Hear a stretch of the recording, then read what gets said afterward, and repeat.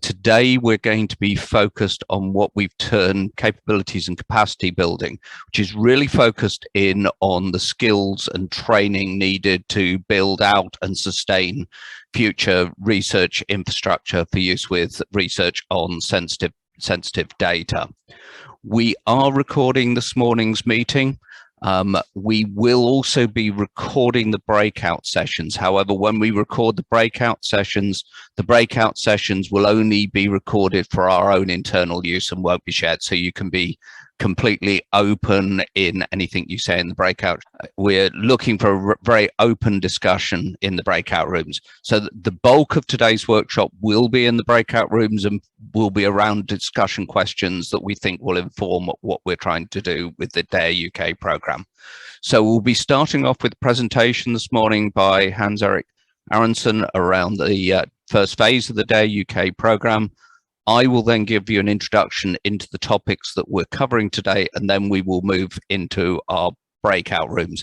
We will be taking a break at approximately 11 o'clock for 10 minutes to give everybody a chance to refresh and grab those teas and coffees, and then we'll flow through to about 12. After we've done the presentations, before we go into the breakout rooms, we'll have a little bit of time for questions and clarifications. Please do use the chat for any questions you have or any thoughts or ideas, because we want to capture those and not lose those as we go through. So with that, I would like to hand over to Hans-Erik to give us an introduction into the DARE UK program. Great, thank you, Jerry. So I'm Hans-Erik Aronson. I'm the director of DARE UK Phase 1. And DARE UK stands for the Data Analytics Research Environments UK. Second slide, please. So this is DARE UK is a program that is a pan-UKRI initiative. The aim is to enable a step change in the national research capability for secure sharing, linkage, and analysis of sensitive data for research and innovation, both at pace and at scale. So it covers all the entities of UKRI, all the 9 councils, or actually 7 councils, and Innovate England, and of course, I'm sorry, Research England and Innovate UK. So third slide, please. So this is a multi-phase program. We are in phase 1 right now, design and dialogue. It's an extensive program of community engagement with researchers, technologists, and the public that will culminate in a co-design, the blueprint for next generation of trusted research environments with standards, access, accreditation, and ethics policies based on trustworthiness, security, and interoperability. We'll discuss a little bit more what that means. But the first phase then started in July of last year and ends at the end of August of this year, followed by phase 2, which is a build, test, and establish phase, and phase 3, which is basically a scale-up phase of, call it deliver, optimize, and federate. Next slide, please. So Health Data Research UK, HDR UK, and Administrative Data Research UK were jointly commissioned by UKRI to undertake phase 1 of the program. The delivery team is based at HDR UK, but the program is indeed a joint HDR UK and ADR UK managed endeavor. And the question that we're trying to solve in phase 1 is how should a national secure and interoperable digital research infrastructure and associated services be designed and implemented? The effort ends in 2026 overall, but in phase 1 it ends in August of this year. And this is to connect and analyze complex, sensitive, often unconsented data from across disciplines and sectors in a flexible, efficient, and sustainable manner. Next slide, please. So we are embarking on this under a number of assumptions. We're not starting from scratch. There is a cross-council need. A federated infrastructure is technically feasible. This is ethically and legally feasible, and it will be trusted by the public. And that's at least our aim, so we very much are going towards that. And we can do this within the funding and time envelope that is set by UKRI. And very importantly, there is strong buy-in from the research councils and the government and the data custodians and researchers for this approach. Next slide, please. We did a landscape review at the beginning of this in the fall of last year, and we found 6 themes that stood out when we spoke to technologists and researchers across the landscape in the UK. Data and discovery, including technical standards such as data standards, metadata catalogs, and common data models. Access and accreditation, including governance standards, rules, and frameworks for enabling data access. For instance, accreditation of TREs and researchers. Digital research infrastructure, that is the physical and software infrastructure needed to make this happen. Capability and capacity, which we're covering today in this workshop. That includes shortage of data scientists and data engineers and career pathways for those maintaining infrastructure. And Jerry will elaborate more on that in a minute. The 5th point, we're demonstrating trustworthiness, namely demonstrating trustworthiness, gaining public and organizational trust, and addressing risk aversion of those holding data. I shouldn't say risk aversion is probably a strong term, but at least coming up with a framework where they can release data for use in a TRE context without violating any of their tenets for safeguarding the data. And lastly, funding and incentives. That is how we can incentivize the research landscape to support a federated approach. This is somewhat of a new concept, and it will require some adjustments perhaps to the funding mechanisms that we have today in order to make this work seamlessly. Next slide, please. So again, the process and deliverables of phase 1 are outlined in this diagram. The teal covered hexagons in the center are the 6 areas that I just mentioned. The key processes that we're relying on are public and stakeholder engagement, and very notably sprint exemplar projects. We have 9 sprints in progress right now across the UK that are areas of their investigating areas that we are looking at for the blueprint. And this is an effort that will end in August, but we have a couple of touch points during this journey with these executing teams to drive information for the blueprint. And in the end, it is this co-developed, co-designed blueprint that we are going to produce, along with a business case for UKRI to proceed, and importantly, a delivery plan for phase 2 and an outlined delivery plan for phase 3. Next slide, please. So finally, this is a multi-year program. It serves the public, researchers, data custodians, and the TRE community. And next slide, please. Yeah, so this is the delivery team that is executing on this. We are based at HDR UK, all of us, but we are jointly managed by HDR and ADR UK. I head up the team. You have on the call Fergus, our senior program manager, Michelle Amugi, the program manager, Lisa Wayne, who's our communications and engagement manager, and Jerry Riley, the design authority. We also have, as part of our team, Sushil Varma, who's our technical lead, and Lucy Gold, who's our business partner. They are not on the call, however. You have links there to the DARE UK website, as well as to the landscape review. And I think I will end there and hand over to Jerry. Thank you, Hans-Erik. Let me just share my slides.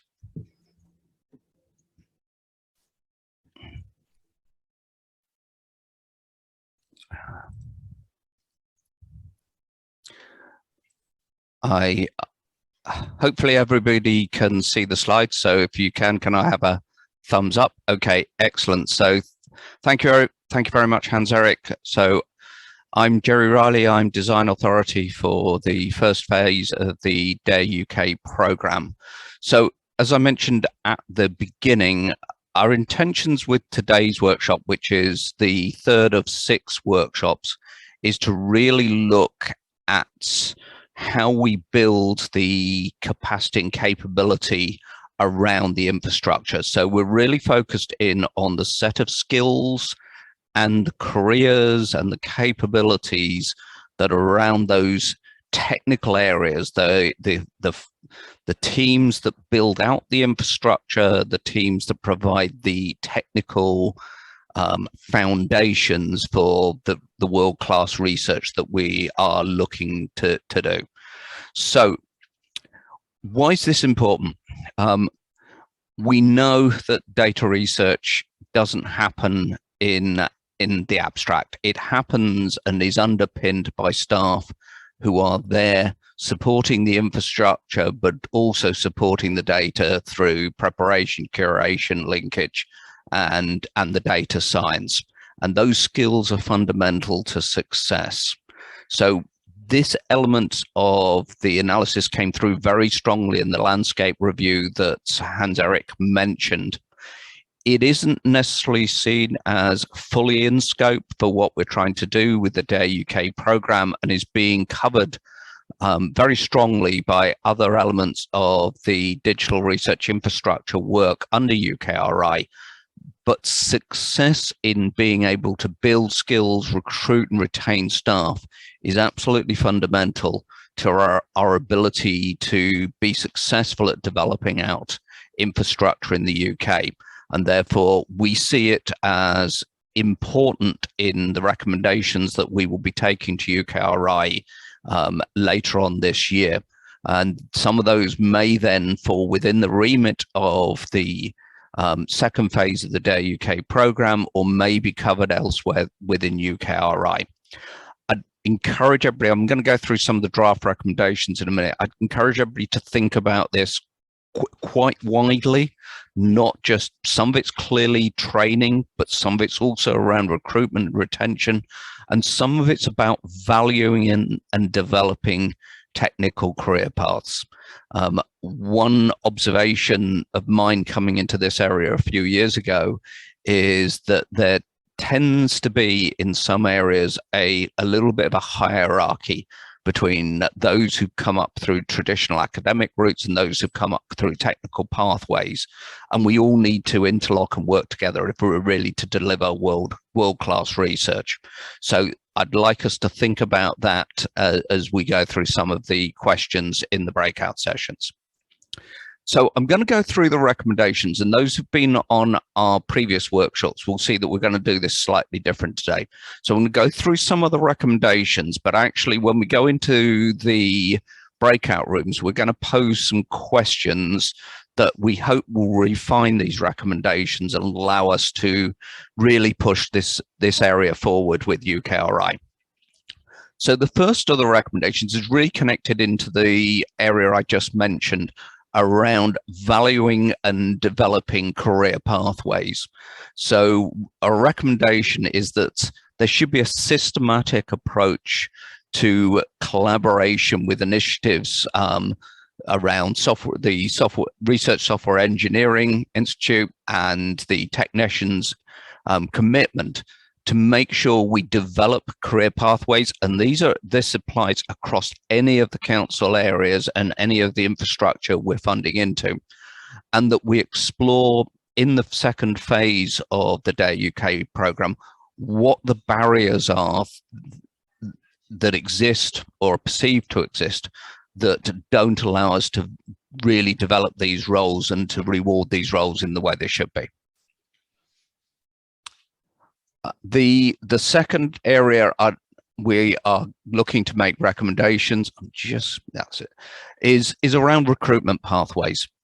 We know we're in an area where recruitment can be challenging, but equally that we should be sharing best practice. So we'd like to look at what recruitment pathways have been effective, what the best practices are across to our research community and our research infrastructures, and also to learn from those and work as a community. So we're recommending that there needs to be a task force to look at approaches for recruitment, and particularly perhaps focused on those making career changes. it is important we have a diverse and inclusive workforce in our area. We should always be encouraging this, but actually, if we're to have diversity inclusivity in research, that has to be underpinned by diverse and inclusive workforce. So we'd like to make sure that that's really embedded in what we do around our recruitment pathways.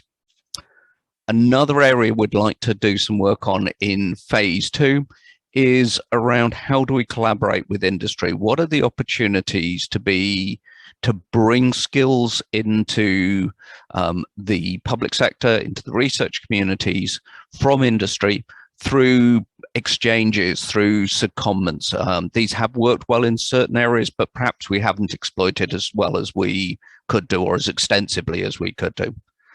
And thirdly, and I hope there may be people on this on the call today who've already been engaged with this, but one of the things that HDR UK in collaboration with others have been working very strongly over recently has been the Black Internship Programme.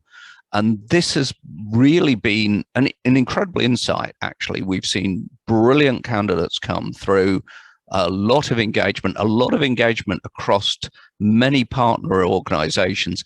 And we're already seeing the impact of the first cohorts that came through the Black Internship Programme moving into future roles within our community. So this is clearly an opportunity to build and grow new skills and new routes in that could be a major part of our path forward.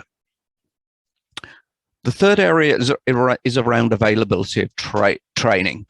And one of the, as particularly it ties in again to career change and people coming into the community, is it's often not the most effective approach to have people go through long structured training. That will work for some people. They may have the time to go off and do a master's or go through a master's program, but in many cases they want to be able to come into this and learn on the job. So we need to build out capability to support that development, and to have, we're recommending a centralized approach to free on-demand training.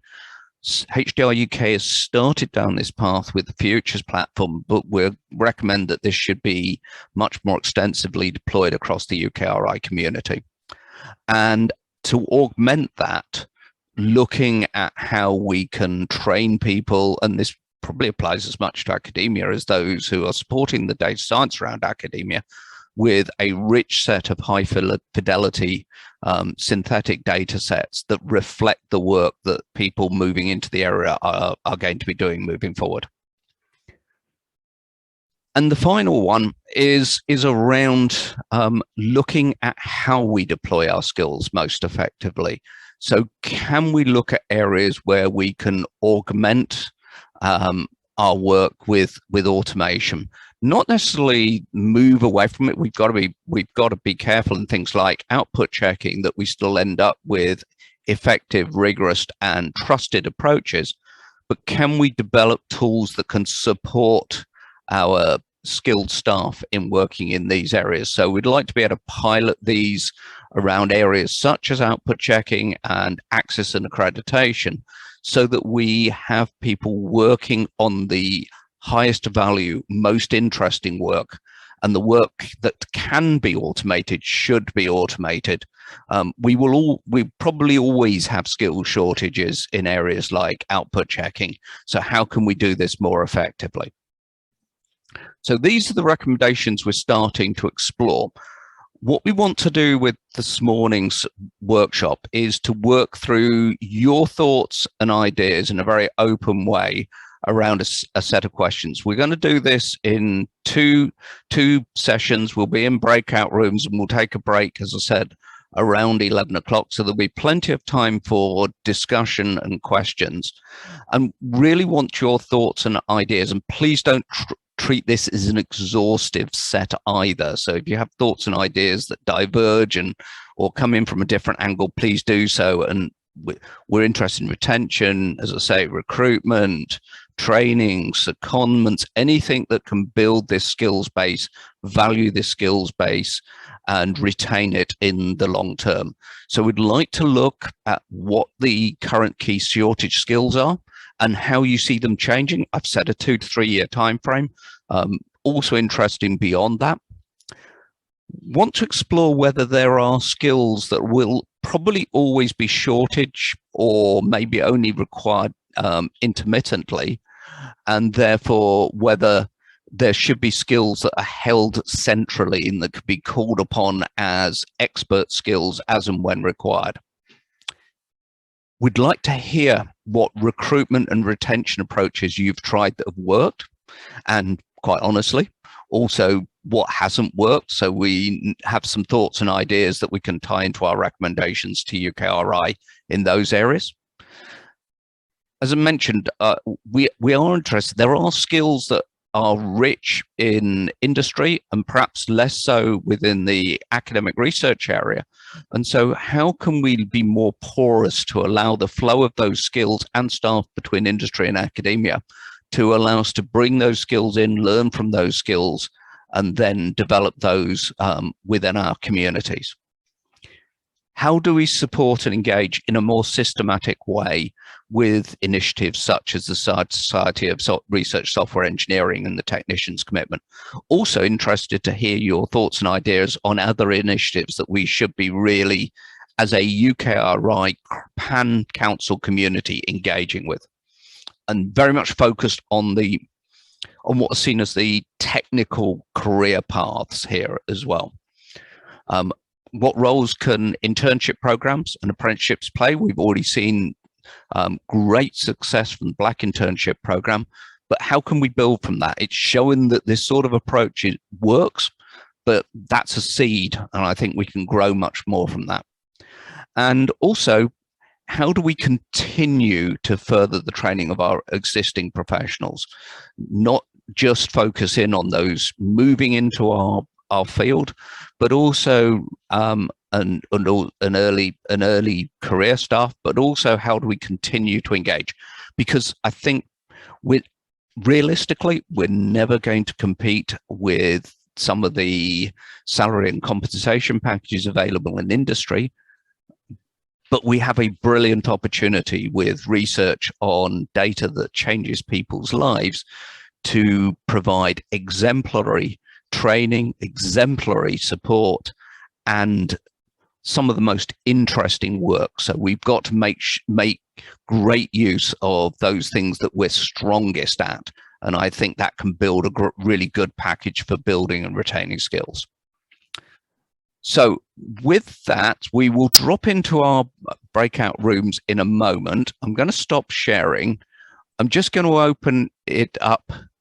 And if you've got any questions, we don't really want to go into the discussions yet. We want to hold that for the breakout room. But if you've got any questions for clarification, please do feel free to ask them now. Otherwise, I will ask my colleagues to drop us into breakout rooms. So happy to take any questions, happy to take any questions in the chat. Otherwise, we'll start the breakout discussions.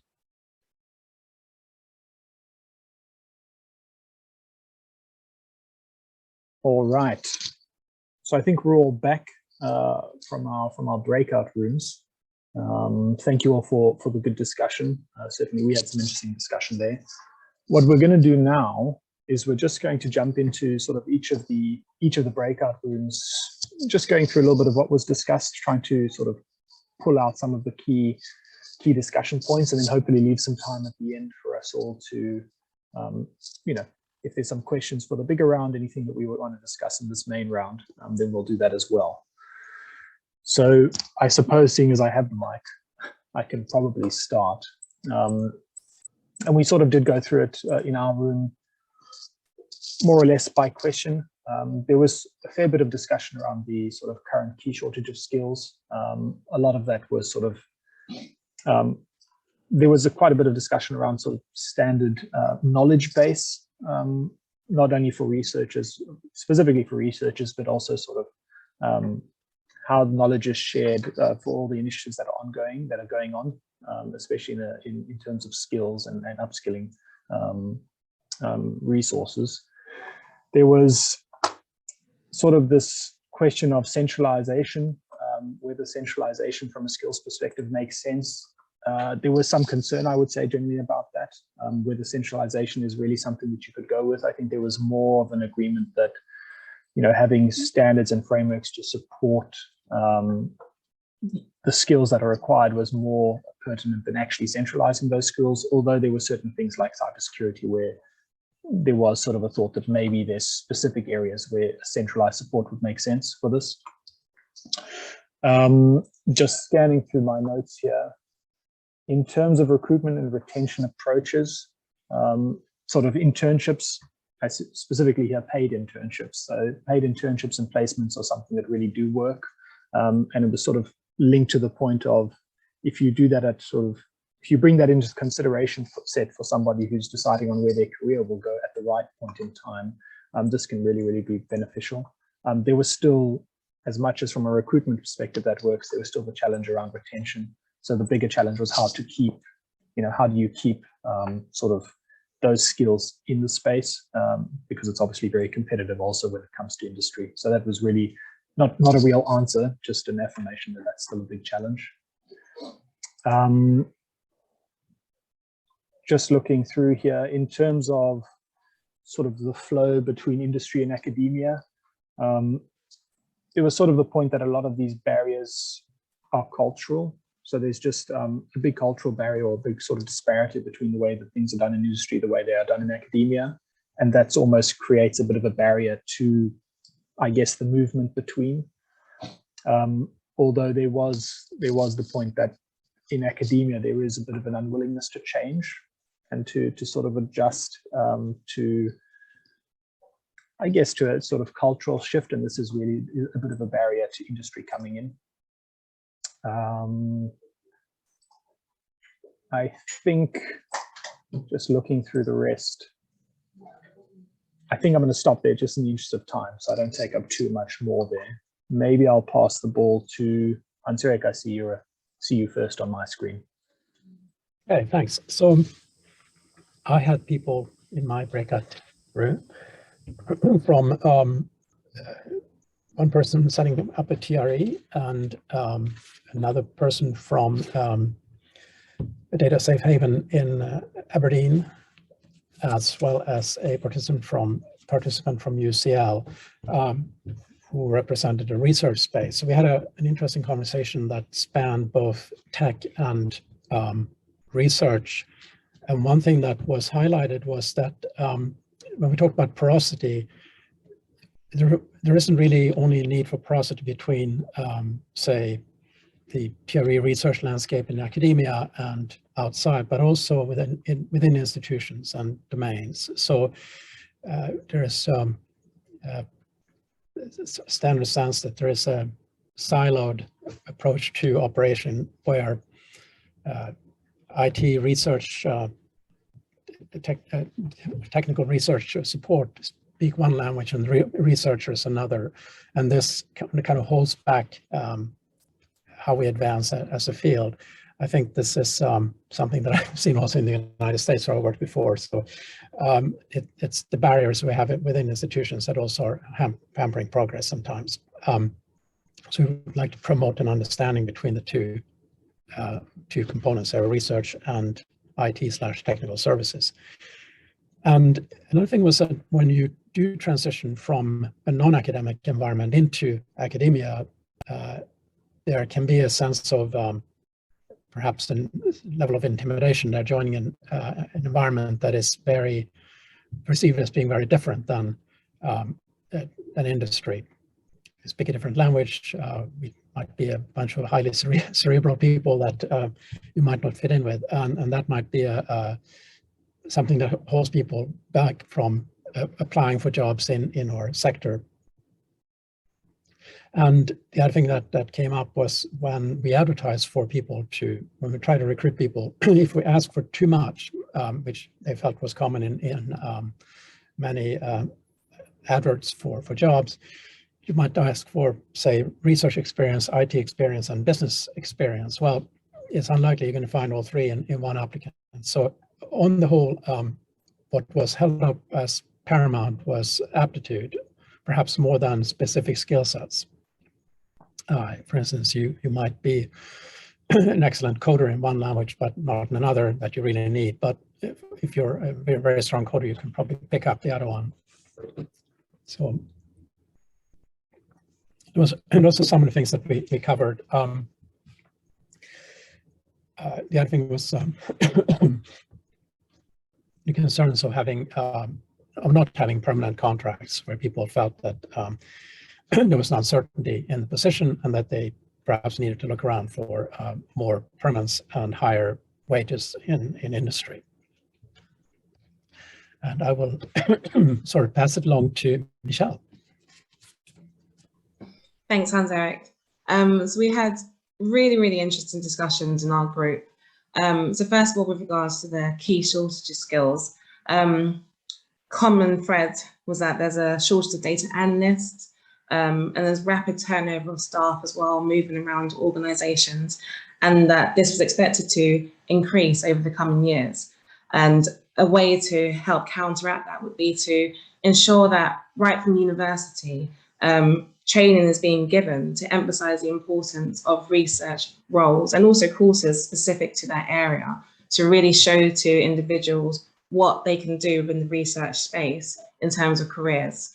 With regards to question 2, which was about the skills and central resourcing, there was some hesitancy around that, questions about whether that could limit or slow access due to things like potential cost for this service and for extended timescales to access resources. However, people did feel that some aspects, such as output checking, could be centrally resourced in terms of having clear standards and protocols and having training in place as to how output should be checked and making sure that everyone follows those same standards. Moving on to recruitment and retention, a common thread that kept on emerging was issues around job titles that are used. So for example, someone being referred to as a data manager as opposed to a data engineer, and the data manager in some spaces being a lower threshold role, but in other areas being used to describe something that entails a lot and therefore being off-putting. So using language that is much more forward-thinking, much more technically sounding to appeal to more skilled employees, such as data engineer as opposed to data manager.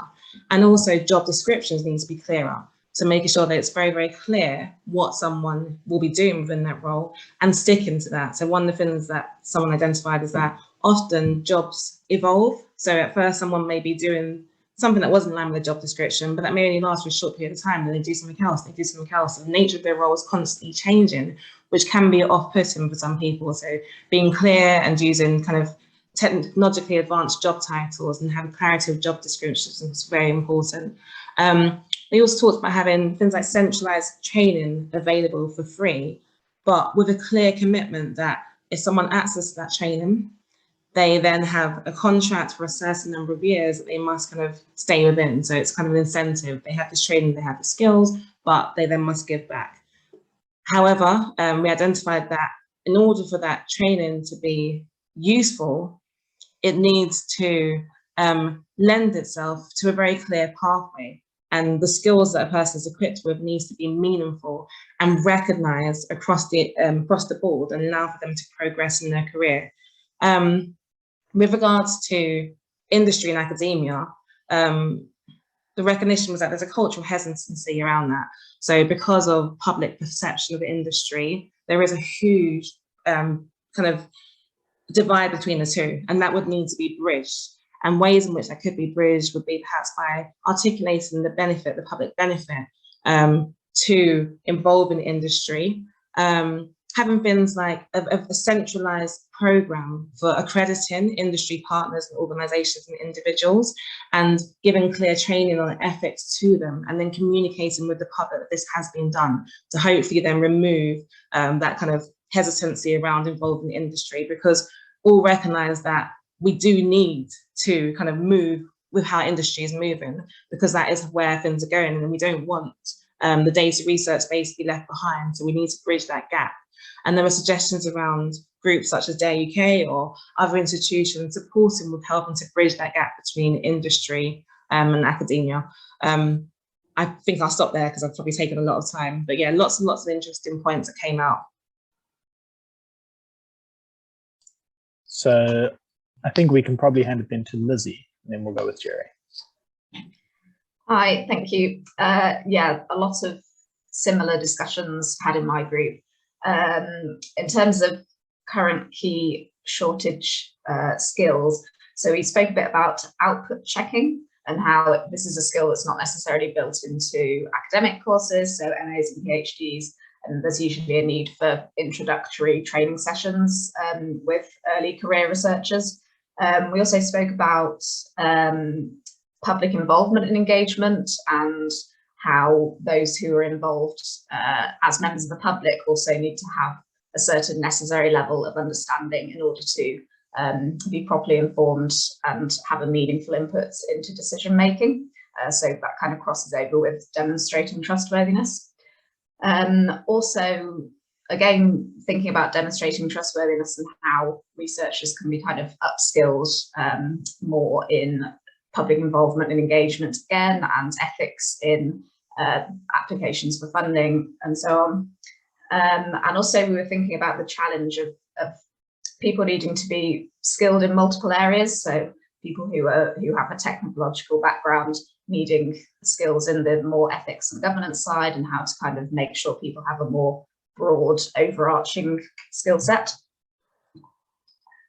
In terms of central resourcing, there was a feeling that certification or kind of recognition of certain skills, there ought to be more of that. And that would help people to kind of move between roles, between organisations as well.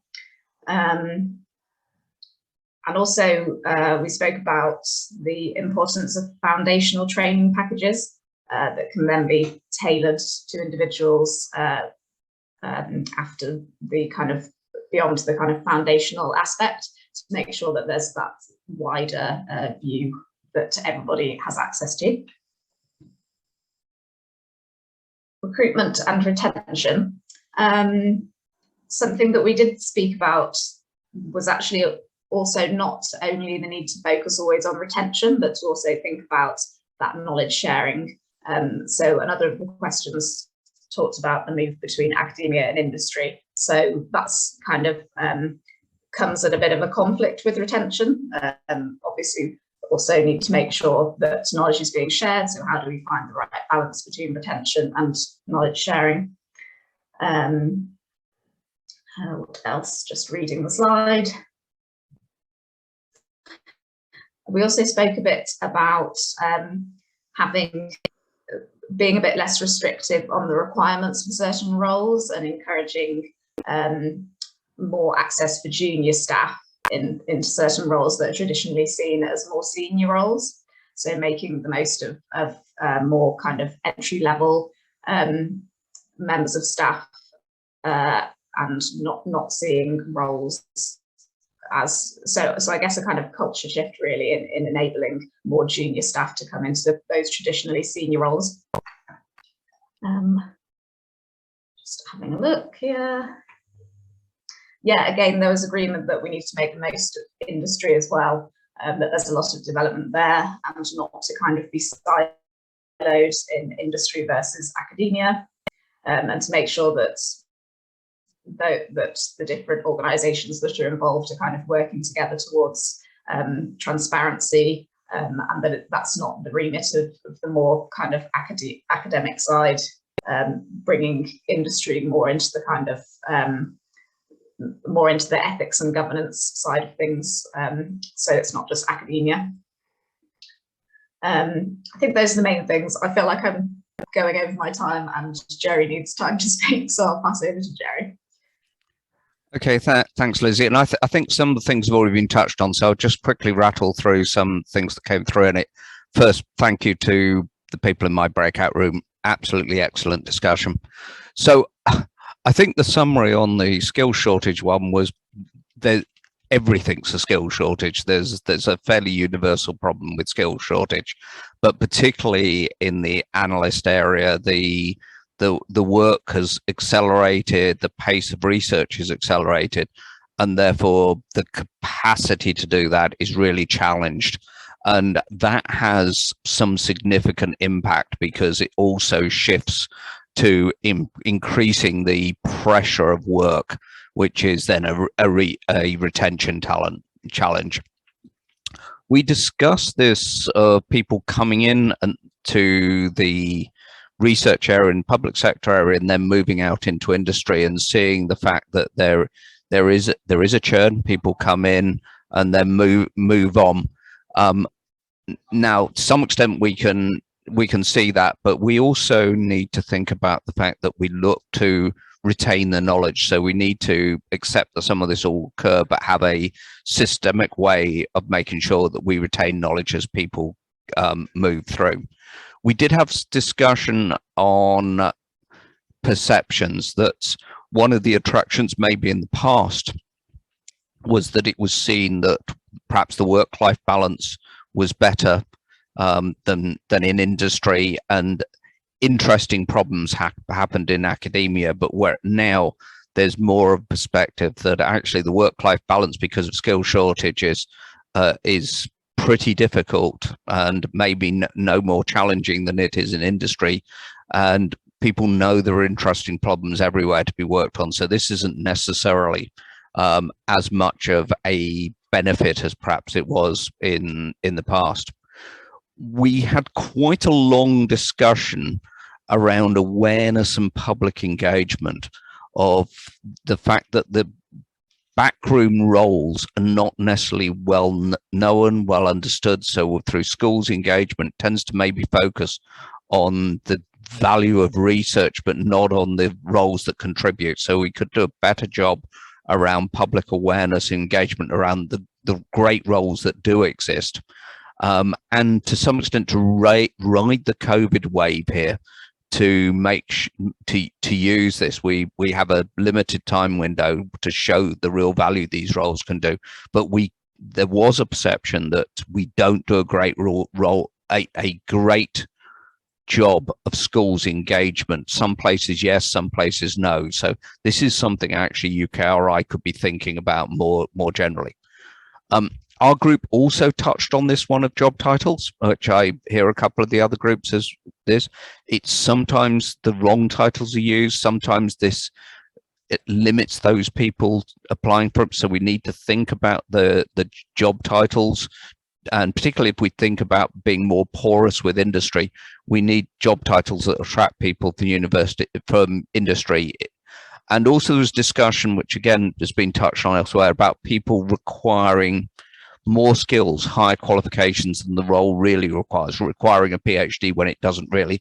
And this being driven sometimes by the needs of banding within the universities, that this is a route to try and drive a higher banding and higher salary. So it's people using a sticking plaster, whereas the real problem is fundamentally the banding and the banding issues.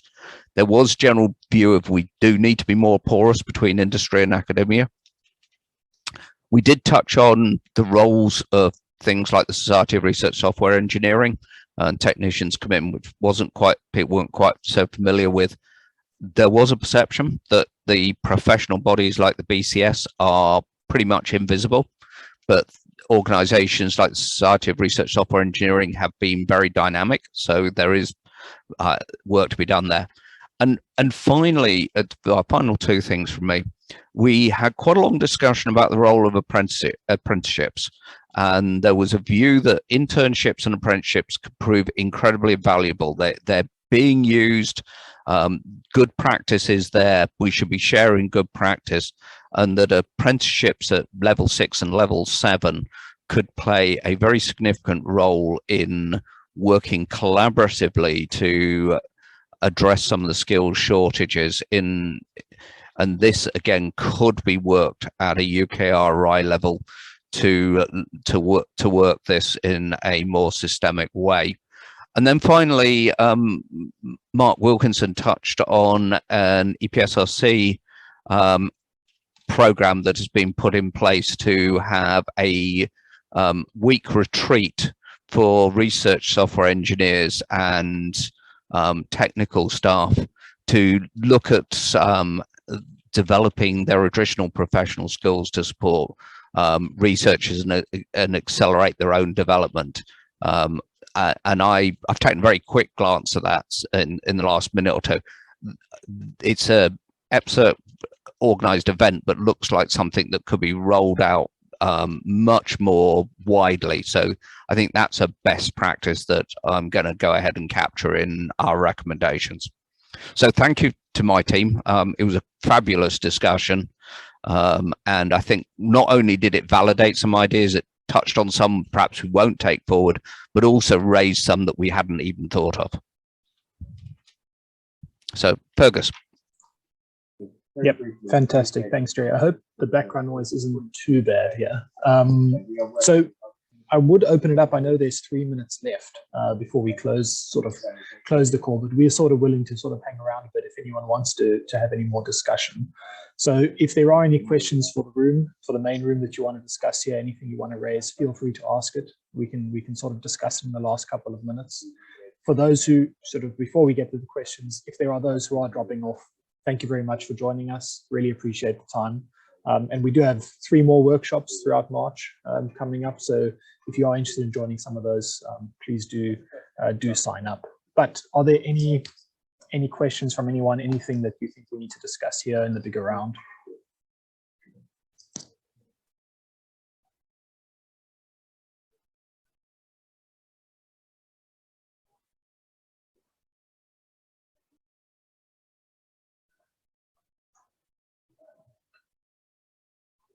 I always wonder how long I should wait before I say, okay, time's up. All right, I think that's probably time enough. All right, then let's close the call. Thank you very much, everybody. We really appreciate that you're here. Hopefully we see you in some of the other workshops as well. Again, thanks for spending 2 hours with us on your Tuesday morning. It's a pretty big commitment of time. We really do appreciate it. Have a great rest of your Tuesday.